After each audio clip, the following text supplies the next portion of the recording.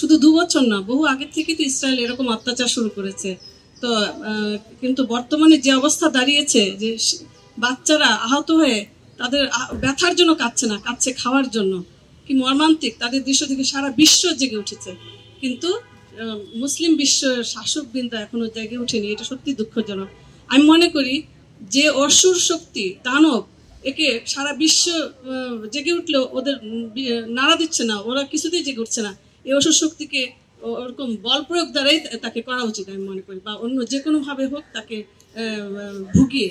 তো আলোচনার টেবিলে তাদেরকে বিভিন্নভাবে বয়কট করে মুসলিম বিশ্বের এদেরকে আগে আসতে হবে। আজ যদি হিন্দু বা খ্রিস্টান বা অন্য কোনো ধর্মের উপরে এভাবে হতো, জাতিসংঘ অন্যান্য মিলে নিশ্চয়ই ওদেরকে স্বাধীন করে দিত। কিন্তু মুসলমান জনসাধারণ তারা যেন পশুর মতো, তাদের জানের কোনো মূল্য নেই, মানবতা সেখানে কাজ করে না, এরকম একটা অবস্থা। তো আমি বলবো যে মুসলমান বিশ্বের শাসকদের এগিয়ে আসতে হবে।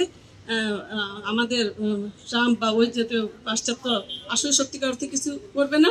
জনগণ জেগে উঠেছে, কিন্তু শাসকরা কিছুই করবে না।